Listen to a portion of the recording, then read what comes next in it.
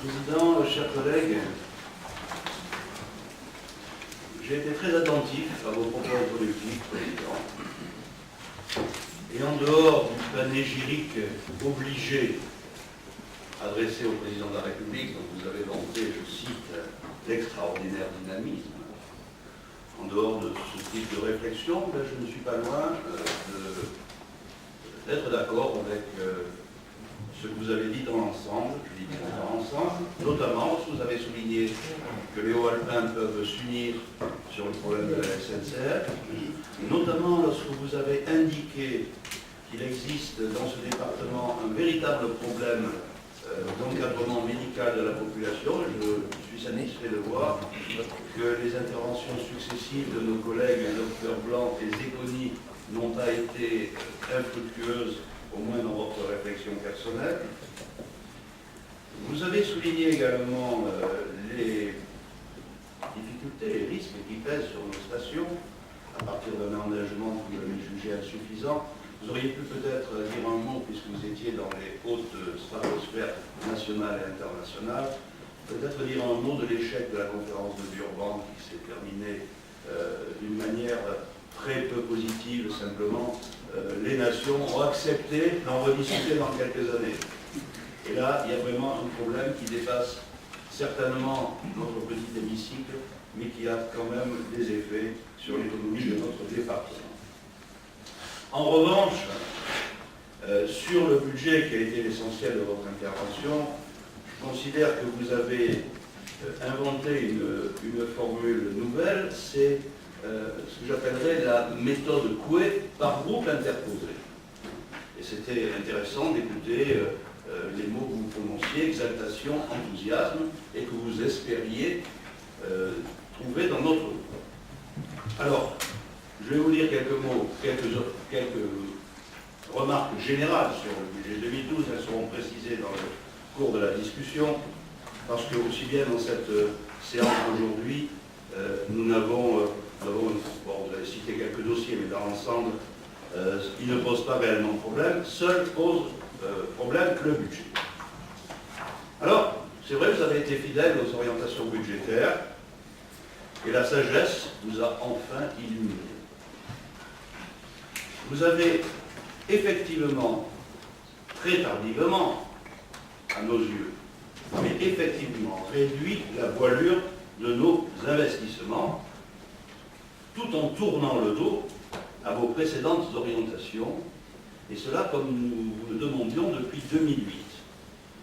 Monsieur le Président, il y a du Sarkozy dans votre présidence, puisque comme l'hôte de l'Élysée, vous avez radicalement pris le contre-pied de vos orientations initiales, présentées naguère comme des orientations miracles.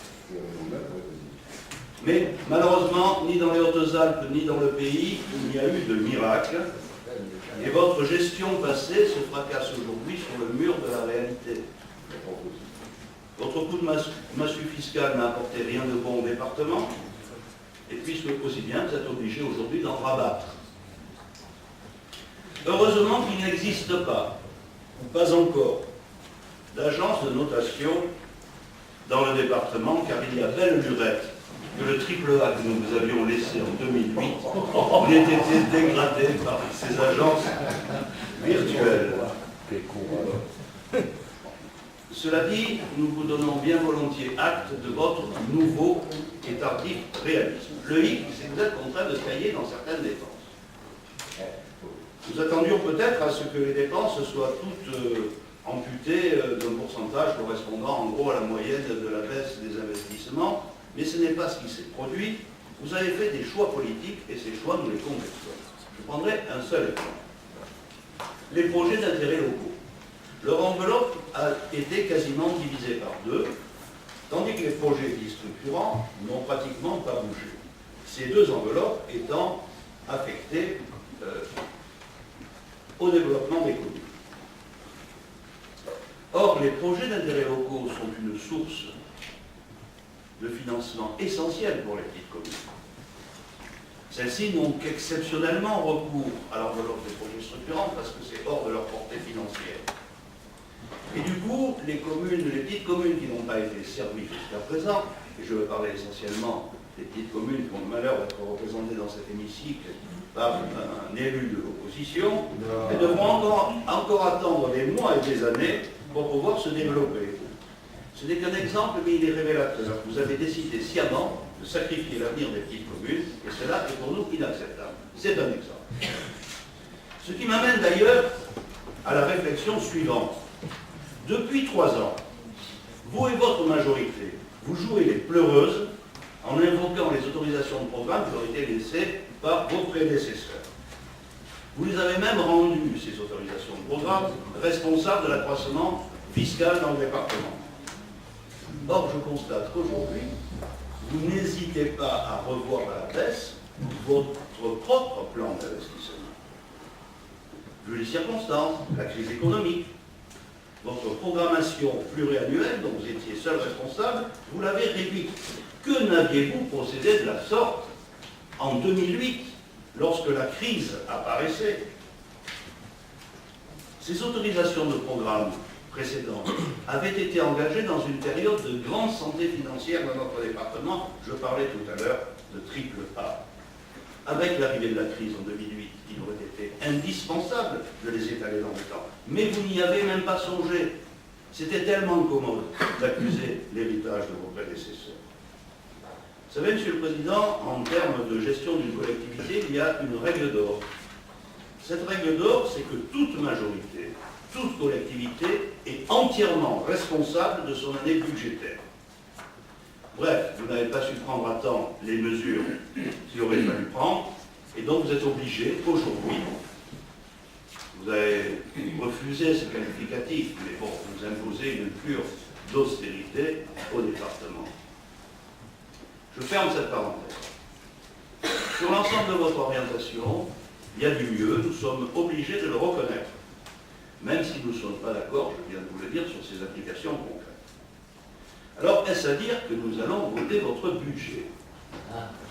Rien n'est moins sûr, Monsieur le Président. Nous allons nous déterminer en fonction du débat de ce matin. Car même si nous approuvons la réduction des dépenses,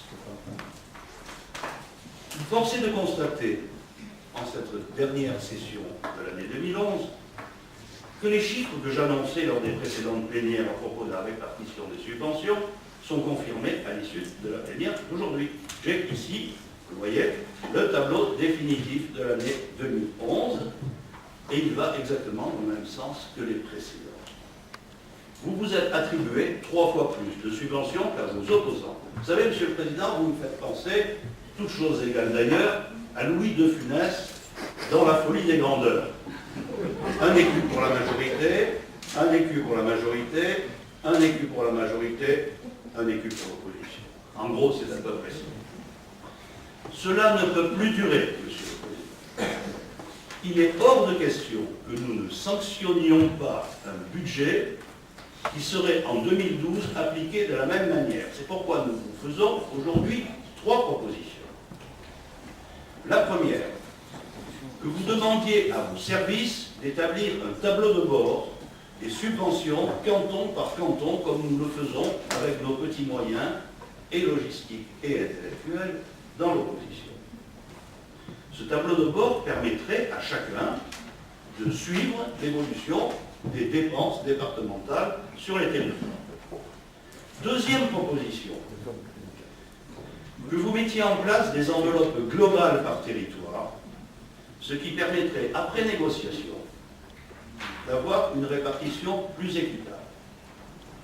Troisième proposition, que vous installiez une commission bipartite, majorité, opposition, chargée de programmer et de suivre la programmation des subventions du département.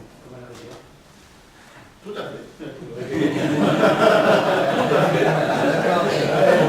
C'est à ces seules conditions que nous pourrions envisager de ne pas voter contre votre budget.